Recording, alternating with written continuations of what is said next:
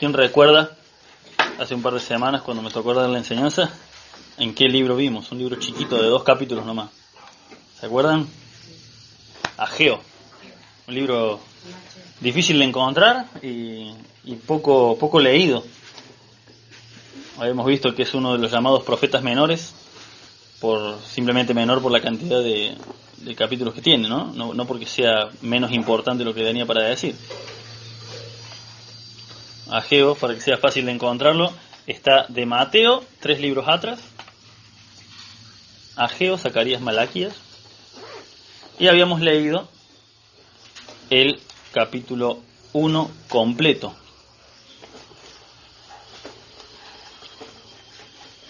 Hoy vamos a leer Ageo, capítulo 2, desde el versículo 1 hasta el versículo 9. Dice así: En el mes séptimo, a los 21 días del mes, vino palabra de Jehová por medio del profeta Ageo, diciendo: Habla ahora a Zorobabel, hijo de Salatiel, gobernador de Judá, y a Josué, hijo de Josadac, sumo sacerdote, y al resto del pueblo, diciendo: ¿Quién ha quedado entre vosotros que haya visto esta casa en su gloria primera? ¿Y cómo la veis ahora? ¿No es ella como nada delante de vuestros ojos? Pues ahora, Zorobabel, esfuérzate, dice Jehová, esfuérzate también, Josué, hijo de Josadac, sumo sacerdote, y cobra ánimo. Pueblo todo de la tierra, dice Jehová, y trabajad, porque yo estoy con vosotros, dice Jehová de los ejércitos.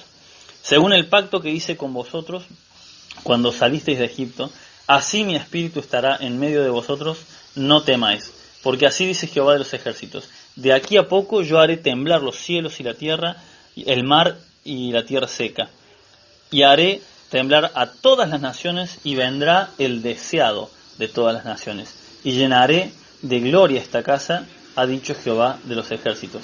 Mía es la plata, mío es el oro, dice Jehová de los ejércitos. La gloria postrera de esta casa será mayor que la primera, ha dicho Jehová de los ejércitos, y daré paz en este lugar, dice Jehová de los ejércitos. Para que nos quede bien clarito quién está hablando, ¿no? ¿Quién está hablando? Jehová de los ejércitos. Lo repite una y otra vez para que nos quede claro que estas no son palabras de hombre, ¿no? Si bien era Dios dándole este mensaje a Ageo, y fue Ageo quien fue y se lo dijo al pueblo, quería que quede bien claro, cada frase que dijo, nada la inventó Ageo, todo fue dicho por el Señor. Amén. Hoy vamos a continuar con el libro, como les decía, y recordemos lo que vimos en Ageo capítulo 1. ¿Alguien recuerda más o menos de qué se trataba? ¿Cuándo fue escrito el libro de Ageo? Lo vimos hace un par de semanas. El libro de Ageo fue escrito, el libro de la profecía de Ageo, ¿no? Fue escrito después de cuando fueron liberados de Babilonia. ¿Qué había pasado? Recordemos, habían vuelto de la esclavitud en Babilonia y el Señor les había mandado a edificar el templo y a edificar los muros. Pero por las amenazas de los vecinos se asustaron y se achicaron y dijeron: bueno, esperemos mejor que se calmen las aguas y después empezamos a edificar. Y en Ageo capítulo 1, ¿qué vimos? Vimos que el Señor los reprendió, porque aunque ellos no edificaban el templo por temor ni las murallas, sí que edificaban sus casas, dice. Y estaban ornamentando sus casas, las estaban decorando, le estaban poniendo detalles a sus casas. Dice, claro, ustedes tienen tiempo para sus casas, pero no tienen tiempo para mí, ¿no? Eso es lo que veíamos. Y también vimos que de cuando el Señor le da esta palabra a Ageo para que se le dé al pueblo, pasaron unos 20 días o 24 días, no me acuerdo bien cuánto era, hasta que reaccionaron y empezaron a trabajar. Ni siquiera fue inmediato la reacción. Bueno, esta segunda profecía fue dada por Dios un mes después. Si vemos, dice en el mes séptimo, el capítulo anterior dice en el mes sexto, y este dice en el mes séptimo, y si calculamos los días fue exactamente un mes después de que empezaron a trabajar, el Señor les da esta segunda profecía. Un mes después de que empezaron la reconstrucción del templo. La pregunta es, ¿por qué hizo falta una segunda profecía? Con la primera debería haber alcanzado. Che, no están cumpliendo con esto, pónganse las pilas. Y se pusieron las pilas y empezaron a trabajar. Y ahora vamos a ver algo que no vimos la vez pasada, que es la historia que está en Esdras acerca de esto. ¿Por qué hizo falta una segunda profecía? Bueno, si prestamos atención vamos a poder notar que la primera profecía del capítulo 1 es una profecía en reprensión y reproche a lo mal que estaba actuando el pueblo después de haber sido liberado, y porque no solamente no estaban trabajando para el Señor, sino que estaban trabajando para sí mismos. Ellos sí se quejaban de que no era tiempo, porque todavía no había cosechas, porque no había lluvia, pero la plata para ellos sí les alcanzaba, ¿no? Fue un poco en tono de reprensión y reproche por lo mal que estaban haciendo, pero si leímos bien este segundo capítulo, vemos que acá ya no hay reproche, acá hay consolación, ¿sí? ¿Y por qué hay consolación? Vamos a ir a Esdras, capítulo 3, y vamos a leer qué estaba pasando, porque esto que leemos acá es solamente la profecía, es solamente el mensaje que Dios da, pero la clave para entender qué es lo que estaba pasando está en Esdras, capítulo 3. Esdras está después de Segunda de Crónica, el Crónica es más grande.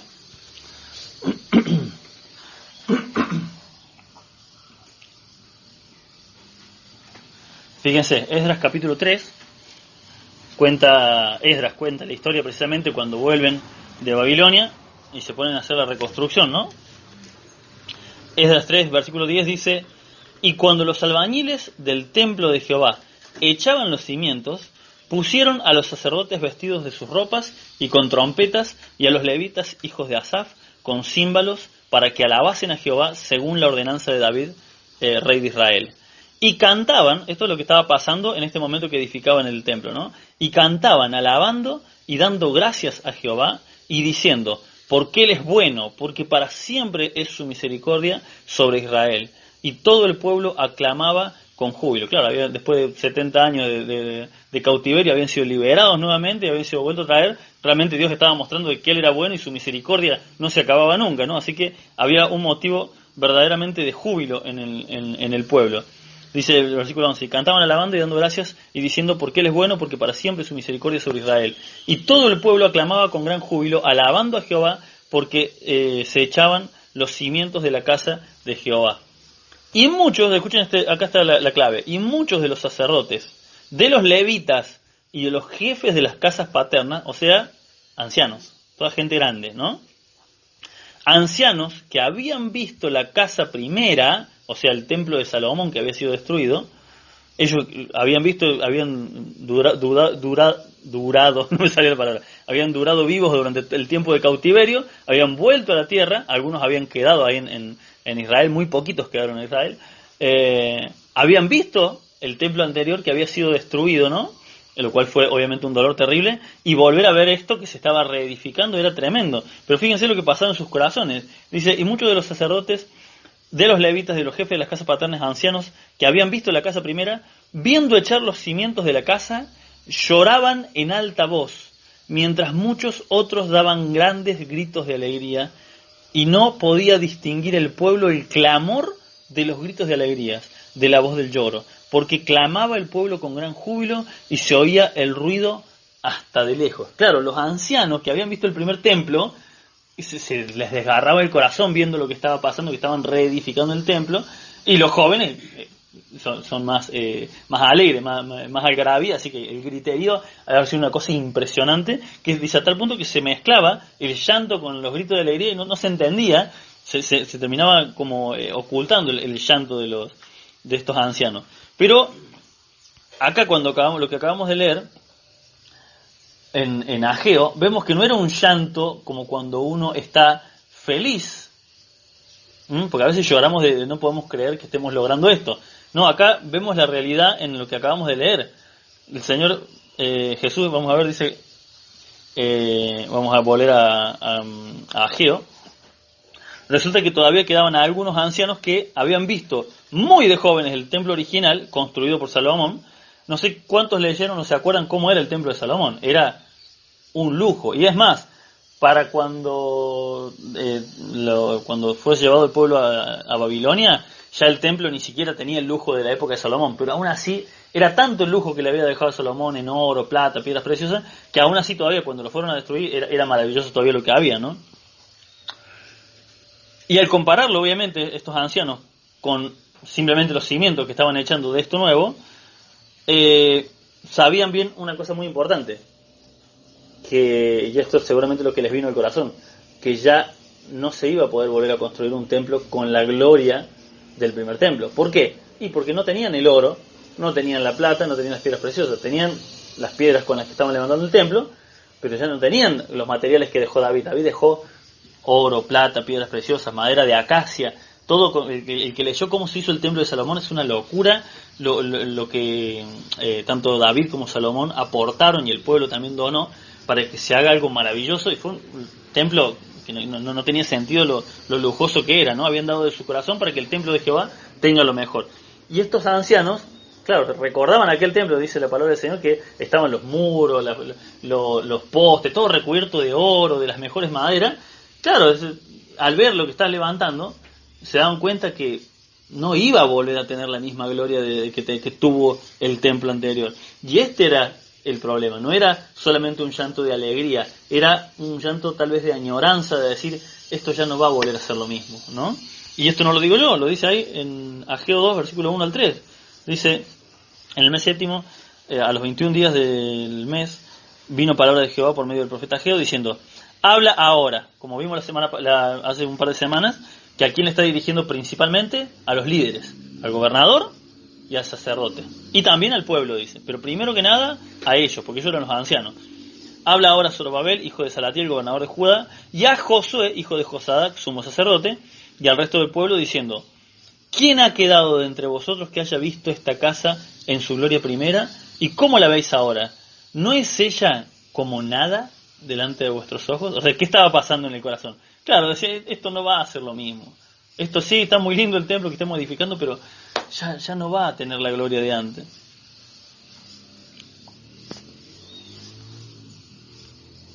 Es muy curioso cómo, fíjense, ¿no? Porque como les decía recién, esta segunda profecía es una profecía de consolación, no es un reproche. A pesar de que lo que había en sus corazones tal vez no era correcto 100%, pero los está consolando, ¿sí? Porque lo que estaban sintiendo no estaba bien, estaba errado el sentimiento que estaban teniendo. Y es muy curioso cómo Dios empieza metiendo el dedo en la llaga. Fíjense lo que le dice. ¿Quién quedó vivo de aquella época? ¿No ven este templo y les parece que no es como que nada? ¿No? ¿Qué les está diciendo? Que lo que están sintiendo es cierto. Porque ese templo nunca iba a volver a estar recubierto de oro, de plata y de piedras preciosas como estuvo el primero. Lo que ellos sentían era verdad. Era un sentimiento real. Dios no es un mentiroso. Dios no es un hipócrita para empezar una consolación con una mentira. ¿Saben quién empieza una consolación con una mentira? Nosotros. Nosotros cuando a lo mejor, no hablo cristianamente, porque nosotros confiamos cuando alguien está enfermo, lo decimos que el Señor puede sanar. Pero cuando estábamos en el mundo, o vemos que las personas del mundo se enteran que alguien, un familiar, se enferma de cáncer, le dicen, no te preocupes, todo va a salir bien. Y no tiene ninguna certeza de que vaya a salir bien. Y muchas veces esa persona muere. Pero queremos consolar a la persona y empezamos con algo que no tenemos la certeza de nada. Empezamos con algo que es una mentira y capaz que hasta en el corazón sentimos, no, este no la cuenta. Pero lo queremos consolar y lo consolamos con una mentira. O en el caso, por ejemplo, en los hombres es distinto, por eso pongo el caso de las mujeres. ¿Qué pasa cuando una mujer, una amiga, le dice a otra amiga, che, ¿estoy gorda? ¿Qué le dice la otra amiga? No, estás divina, tranquila. Y está gordita, ¿sí? No le da el corazón para decirle. Y los hombres somos distintos, ¿no? El hombre, hay un chiste que dice que un hombre le dice al otro, che, ¿estoy gordo? Y el amigo le dice, yo conozco a 3 gordos y vos sos 2 de ellos. Somos más crueles, pero al mismo tiempo eso nos ayuda, porque la verdad te ayuda. ¿Sí? Y a veces, sí, la verdad, te estás comiendo mal, estás gordo, pasé un chancho. Entonces eso te hace entrar en conciencia y decir, empiezo a comer mejor, empiezo a ir al gimnasio. En cambio, si vos estás gordo y te dicen, no, estás divina, bueno, le sigo dando, entonces significa que la gordura me sienta bien. Es una mentira, es una hipocresía, porque sabemos tal vez que esa persona no está bien y le decimos, no, tranquila, despreocupate, te ves mejor que antes. Y no es cierto. Dios no es así. Dios no empieza, cuando nos quiere consolar, lo primero que Él nos hace es confrontarnos. Mirar, el problema está acá. ¿Vos querés consolación? Ok. Pero el problema está acá. ¿Sí? Dios no es ni hipócrita ni mentiroso para consolarlos con una mentira. ¿Cuál era el problema de estos ancianos? ¿A dónde apunta el Señor? ¿A dónde señala? que tenían su mirada puesta en el pasado, ¿sí? Y por eso el Señor le mete el dedo en la llaga. ¿No ven este templo? ¿Ven que no le llega a los talones del anterior? ¿Sí? ¿Por qué empieza por ahí? Para apuntarles a lo que estaban sintiendo mal. Ellos estaban enfocando en las glorias pasadas, ¿no?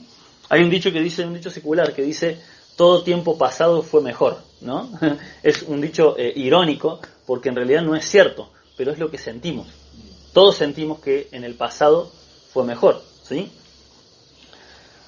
Obviamente no es así, pero nuestro corazón siente que como en ese momento tal vez éramos más jóvenes, estábamos más emocionados, para nosotros aquel tiempo era mejor. ¿Cuántos no han escuchado?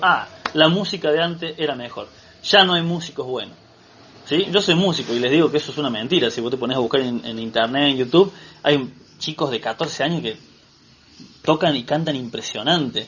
Ya no hay músicos buenos. No, obviamente en la radio, en la tele te pasan inmundicia. Hay músicos buenos, pero uno siempre recuerda, yo escuchaba de chico, no sé, Led Zeppelin. Ya no hay bandas como Led Zeppelin.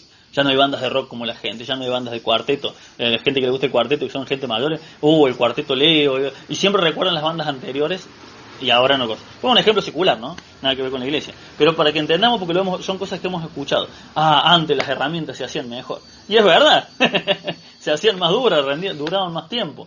Pero siempre esa mirada puesta en el pasado nos lleva a esa añoranza que nunca nos permite avanzar. Y eso es lo que el Señor no quería que le pase. Ese pensamiento, fíjense qué interesante, porque ahí leímos en Esdras que estaba todo el pueblo gozoso y los únicos que estaban tristes eran los que habían visto el templo anterior. Fíjense qué triste, ¿no? Porque mi tristeza, mi añoranza, puede a lo mejor llevar a bajonear a los demás. Eso es muy triste. Eso me ha pasado acá con gente que a lo mejor ya no está, que ha pasado, que estaba en otras épocas acá en la iglesia, y yo he escuchado esta frase de, pero antes acá venían como 20, 30 jóvenes. Como una forma de que, bueno, ahora no es nada esto. Es muy triste que digan eso, porque, sí, bueno, otro tiempo el Señor manejó de otra manera, pero ahora quiso que sea así.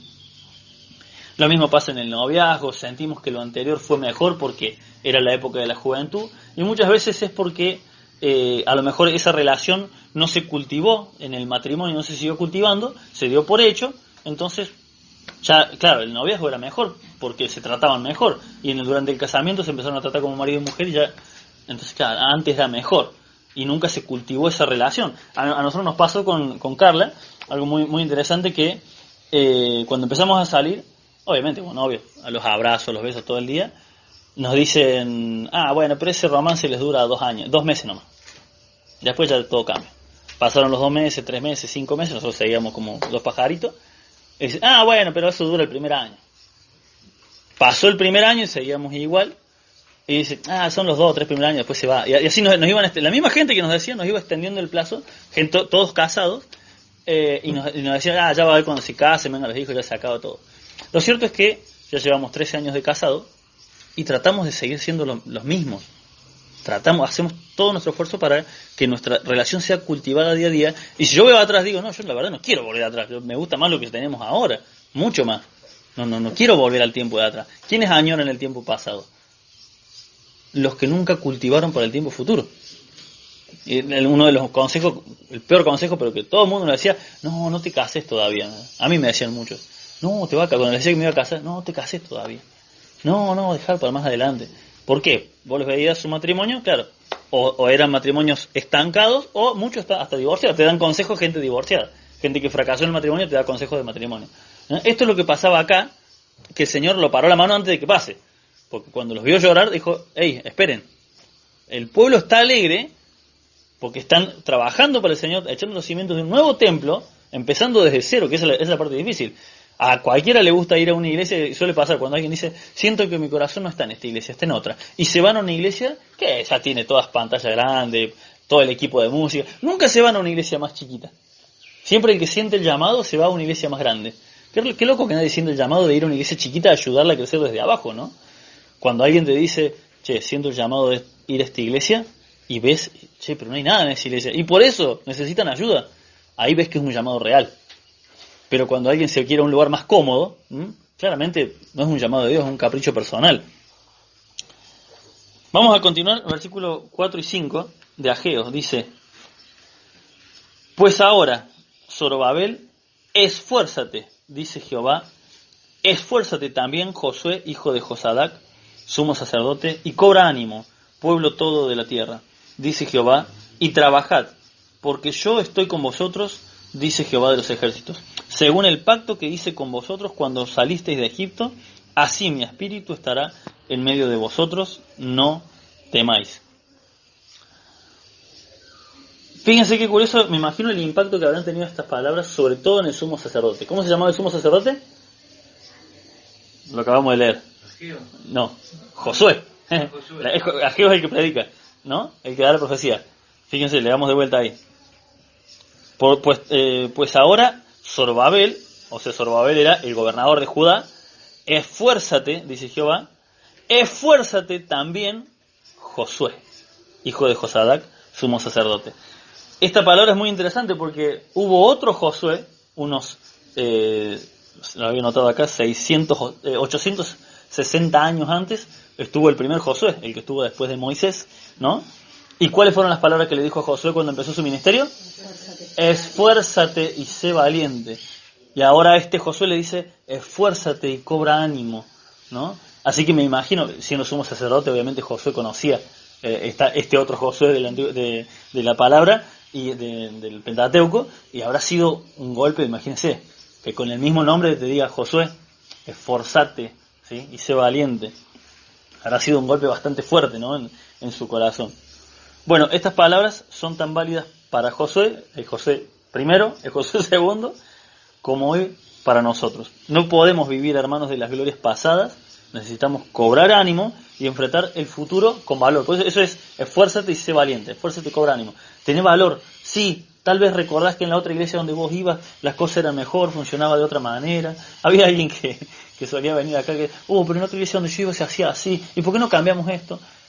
Porque recordaba y añoraba cómo se hacía en la otra. ¿Para qué te fuiste de la otra iglesia si te gustaba tanto la otra iglesia? ¿No? No, pero había otra también, otra vez pasó. No, pero donde yo venía había más respeto porque las mujeres usaban polleras largas. Las mujeres acá deberían usar polleras largas. ¿Por qué? ¿Por qué venís a esta congregación? Andá a una iglesia donde se usan polleras largas, no tiene sentido, ¿no? Y esa añoranza continuamente, en vez de aportar, atrasa, porque solamente está pensando en cómo era en otro lado. A eso se refiere. No tengas tu mirada, tu corazón puesta en cómo fue antes. Esforzate porque a partir de ahora en adelante sea mejor. Cobra ánimo porque Dios todavía tiene muchas cosas para hacer con nosotros, pero ¿sabe quién es el que impide las bendiciones que Dios tiene para nosotros? Va a decir alguno, el diablo. El cola larga, decía mi abuela.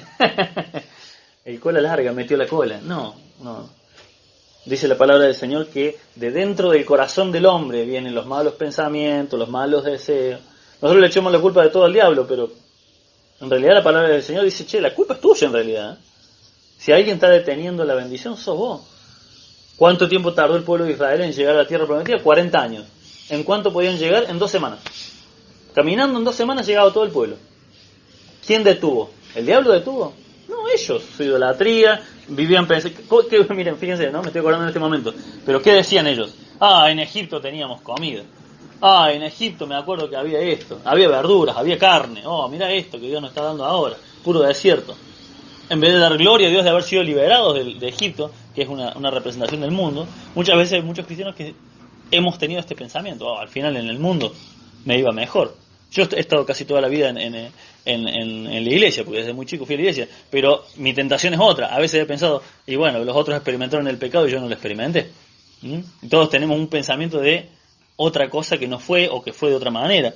Lo único que genera eso es destrucción a lo que Dios quiere hacer para nosotros.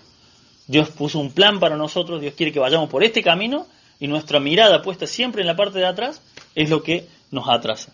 Volvamos al versículo 6 de Ageo 2.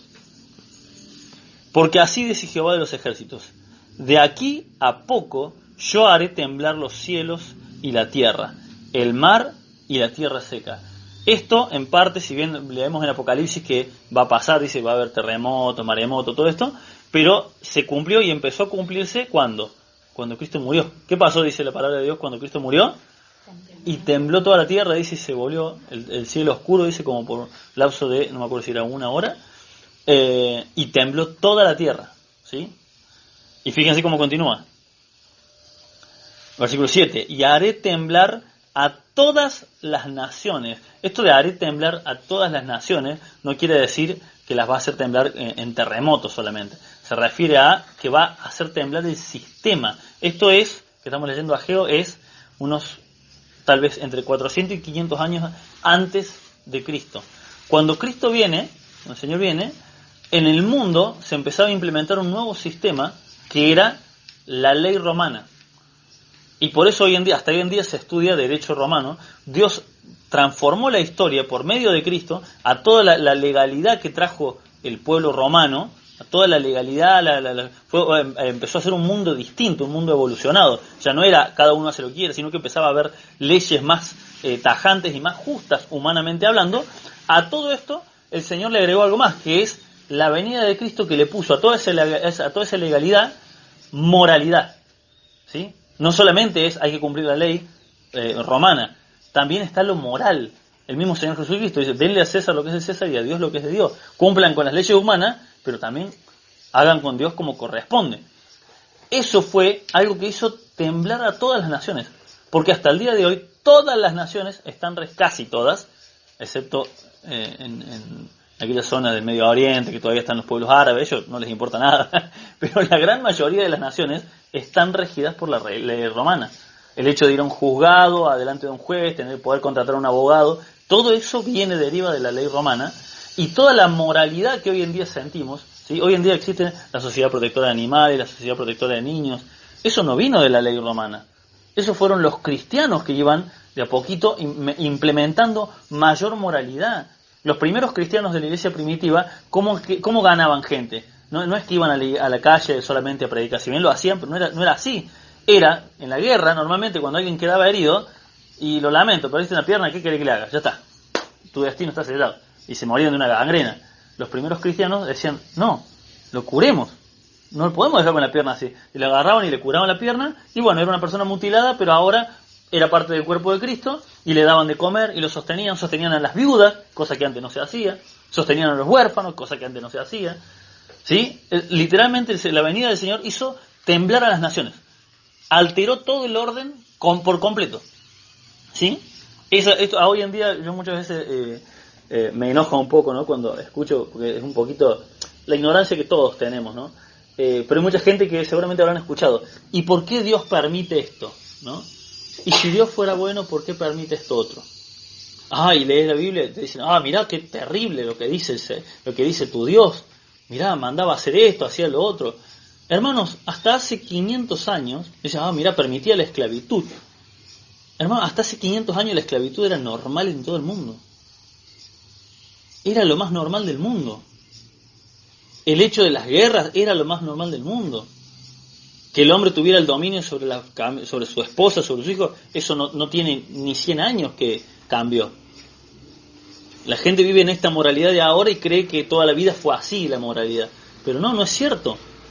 Dios fue trastornando al mundo año tras año, siglo tras siglo, para que llegamos hoy a la moralidad que hoy tenemos, ¿no? Literalmente, no solamente tembló la tierra cuando murió el Señor Jesús, sino que se trastornó el mundo entero. La venida de Cristo metió algo que no había antes. ¿Saben qué es? Amor. No había amor por el prójimo. No había amor por el desconocido. Eso de ayudar el buen samaritano que ayudaba a un desconocido, no existía. No era normal. Continuamos. Versículo 7. Dice, y haré temblar a todas las naciones y vendrá el deseado de todas las naciones. ¿Quién era? Jesucristo. Y llenaré de gloria esta casa, ha dicho Jehová de los ejércitos. Cuando Salomón consagró el primer templo, lo pueden leer en el libro de Reyes y en Crónica, dice que la gloria de Dios descendió sobre el primer templo, ¿no? Este primer templo es el que les comentaba recién, que estaba recubierto de oro, de plata, todo, no era por ostentación, sino porque el pueblo daba de sí lo mejor. Gente que tenía oro decía, sí, yo dono este oro solamente para las paredes del templo, solamente para que la casa de Dios tenga lo mejor. No era ostentación como lo veríamos hoy en día. Y cuando Salomón consagra el templo, dice la palabra del Señor que la gloria de Dios descendió en forma de una nube y llenó la casa de Dios, el templo, a tal punto que la gente se tuvo que salir porque no se podía ni estar ahí adentro de la presencia tan fuerte que había de Dios. Entonces Dios respaldó que Él estaba ahí, en esa arca que habían puesto dentro del templo. Cuando se hace este segundo templo, no hubo ninguna nube. No hubo una presencia fuerte. ¿Saben qué? Ni siquiera tenían más el arca.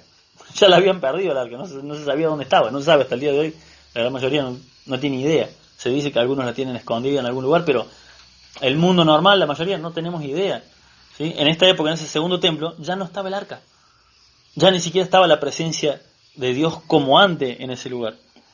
Hermanos, no pasó nada. No pasó nada. Crearon el edificio y empezó a funcionar. Nada más.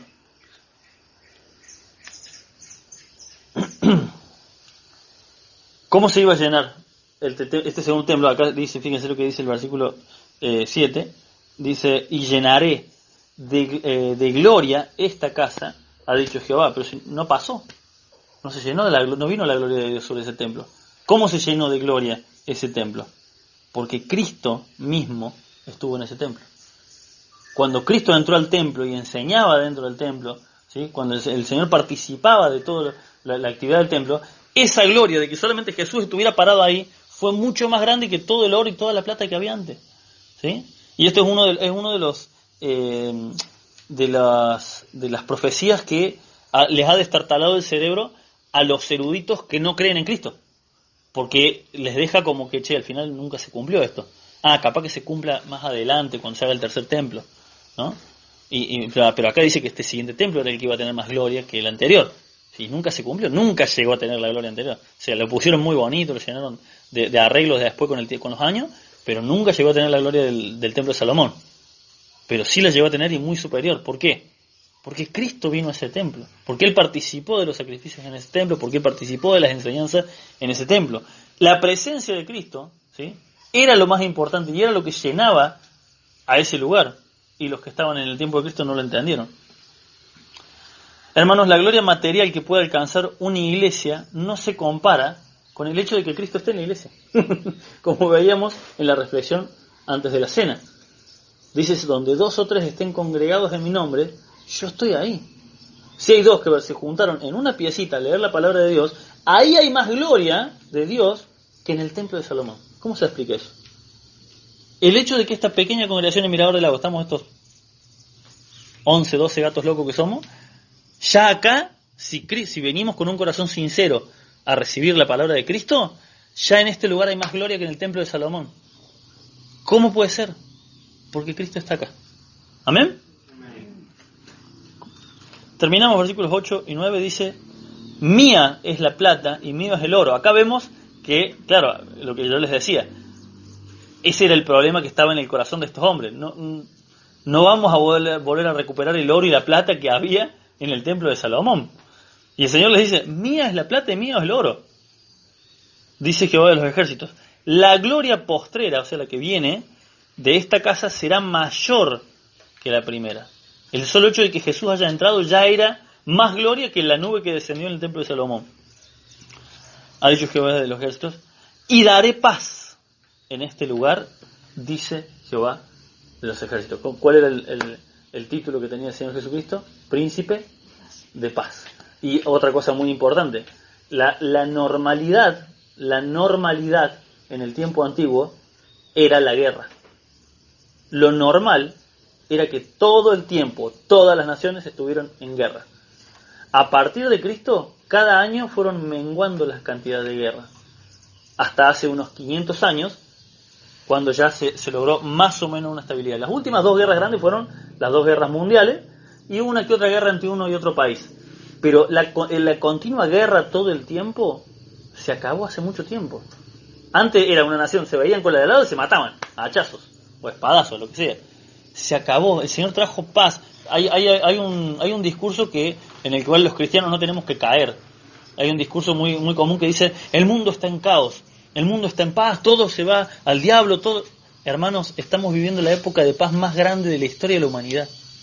esto de que podamos estar acá sentados, acá, dando la palabra a la calle, no tiene precedente. No tiene precedente. Hace 200, 100, 200 años a los cristianos se los ha apedreado todavía en muchos lugares. Y hoy en la mayoría de las naciones del mundo los cristianos pueden predicar.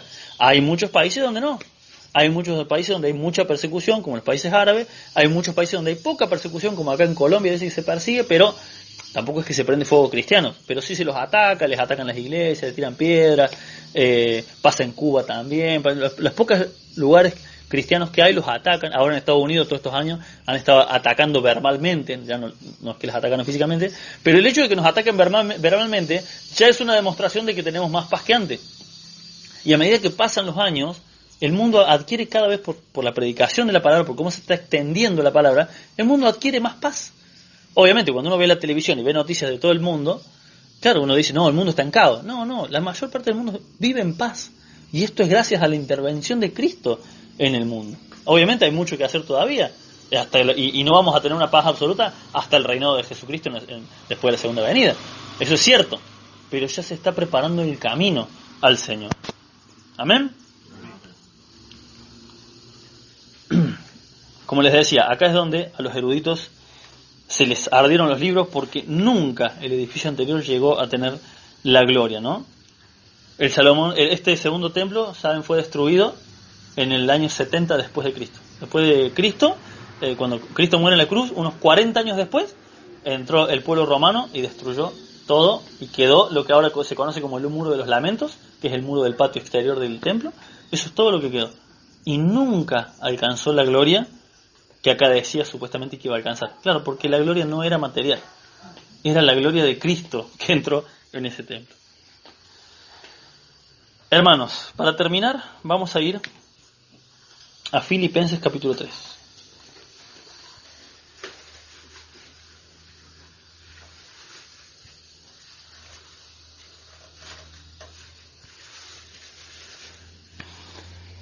Filipenses 3, versículos 7 al 8, dice así. El apóstol Pablo está diciendo acá, ¿no? Dice, pero cuantas cosas eran para mí ganancia, las he estimado como pérdida por amor de Cristo. Y ciertamente aún estimo todas las cosas como pérdida por la excelencia del conocimiento de Cristo Jesús, mi Señor, por amor del cual lo he perdido todo y lo tengo por basura para ganar a Cristo. Todo lo que tuvimos, todo lo que logramos fuera de Cristo es basura. No tiene ningún valor delante de Dios. Si obtuvimos algo por la gracia de Dios estando en Cristo, obtuvimos sabiduría, obtuvimos una familia, obtuvimos salud, todo eso tiene un valor. Todo lo anterior que obtuvimos por nuestros méritos no sirve de nada. Repitan la palabra. ¿Qué es? Basura. No tengamos miedo de decirlo. Todo lo que no tenía a Cristo es basura. Hay un testimonio, con esto termino, un testimonio muy hermoso que cuenta el pastor Chuy Livares, ¿no? De México. Yo siempre cuento que me gustaba mucho escucharlo de joven, y me quedó un testimonio grabado que contaba que unos viejitos, una gente muy mayor un matrimonio muy mayor de la iglesia, lo invitaron a su casa. El pastor quiere venir, lo queremos invitar a comer. Bueno, y fue el pastor, y compartían, charlaban, un momento muy lindo. Y la esposa, obviamente, como esposa orgullosa de su marido, de los logros de su marido, dice, usted sabe que mi marido fue atleta olímpico, le dice. ¿En serio? Le dice, no sé, don Pedro, ¿en serio? ¿Usted fue atleta? Y así como, no quería hablar del tema, no le importaba. Y la esposa contenta se levanta, sí, mire, y va, abre un cajón, y tenía ahí un montón de medallas, reconocimientos, fotos, y era cierto, había sido atleta olímpico, y tenía las medallas, los reconocimientos, los trofeos, todos metidos en un cajón. Si ustedes han visto cualquier lugar, apenas ganan un trofeito de fútbol acá en un potrero cualquiera, ya le dan hasta el cuarto premio, quinto premio, y lo ponen arriba de algún mueble o de algo que se vea, gané este premio. O un título, ¿sí? Los títulos, me da gracia los títulos de abogado. El título de abogado tiene que estar en el estudio para mostrar que efectivamente sos abogado. Pero hay gente que lo cuelga en la cocina. Para que el que entre a la cocina lea, oh, así que sos abogado. ¿Sí? Hoy en día se entregan hasta títulos de manicura, hacen uñas de manicura y ya les dan título. No es chiste, ¿eh? A mí me los hacen imprimir. Les dan el reconocimiento que aprendiste la carrera de manicura. Y van y lo ponen. Es obviamente una muestra de simplemente del orgullo natural que tenemos y queremos mostrar lo que somos. Y este viejito, todos sus logros, ¿qué pasaba? Él dice, bueno, comenta el pastor dice que cuando trae la esposa trae todos los trofeos, se los pone en la mesa para que vea, contenta ella de mostrar lo que había hecho su marido en el pasado, le dice, no sabía, hermano, que usted había hecho esto. Y dice que el viejito le dice, basura, y sacaba así con la mano, nada. ¿Por qué? Porque todo eso él lo había conseguido antes de conocer a Cristo. Y cuando conoció a Cristo, para él fue tan importante y tan impresionante el entender la salvación de Cristo, que todos los logros que había logrado de joven ni le interesaba, lo metió en un cajón como para no perderlo nada más, pero no lo exhibía, no lo contaba. Era un viejito que hacía muchos años que iba a la iglesia y el pastor era la primera que se enteraba que él había sido atleta olímpico. Pero decía, no me importa, no me sirve. ¿De qué me sirve? Lo cuelgo en la pared, ¿de qué me sirve? ¿En qué me edifica? ¿En qué edifica a alguien más? A mi orgullo nomás, para que todos sepan, mira, yo fui a... No le sirve a nadie. No le sirve absolutamente a nadie. No me sirve a mí, no le sirve a los demás, decía el hombre. Eso así tiene que ser nuestra vida, hermanos. Tenemos que entender que si hemos logrado algo, había no recuerdo qué predicador era, que decía, si has visto algo bueno en mí, dice, si has visto algo malo en mí, si viste una mala reacción, si viste un mal pensamiento, si viste un mal comportamiento, ese soy yo. Si viste algo bueno en mí, si viste madurez, si viste entendimiento, si viste conocimiento en la palabra, ese es el Espíritu de Dios en mí. Ese no soy yo. Y todo lo malo que ves en mí, ese soy yo. Ese es el verdadero Maico. Las malas actitudes, ese es el Maico reaccionando. Ahora, cuando hay algo bueno, es Cristo en mí. No soy yo. No hay nada que alabar, no hay nada que decir, oh hermano, qué buena palabra. Nada. Es Cristo, fue el Espíritu de Dios hablando a tu vida y nada más. ¿Amén? Que podamos enfocarnos en lo que el Señor quiere para nosotros a futuro y no como estos ancianos estar tristes tal vez por lo que fue en el pasado. No importa lo que fue en el pasado, enfoquémonos plenamente en lo que el Señor todavía tiene para nosotros. El apóstol Pablo predicó la palabra y siguió escribiendo cartas hasta el día que lo iban a matar. Hay mucha gente, como el pastor ha contado, que hay gente que dice, no, ya mi tiempo ya lo cumplí. Yo ya trabajé para la iglesia, ahora voy a disfrutar de mi jubilación y voy a salir de paseo todo el tiempo. Está perfecto si puede salir de paseo, pero no podemos dejar la obra de Cristo. El apóstol Pablo estaba en la cárcel, viejito, anciano, y seguía mandando cartas a todas las iglesias dándoles instrucciones. Y cuando vio que ya se le acababa el tiempo, dijo, he completado la carrera, he terminado la batalla, he cumplido, ahora sí terminó mi ciclo. ¿Por qué? Porque ya le habían avisado que le iban a cortar la cabeza. Ahí, hermanos, cuando ya sepamos que ya se acaba la vida, ahí se acabó la obra de Cristo. Mientras tanto, tenemos que seguir luchando día tras día. ¿Amén? El Señor les bendiga.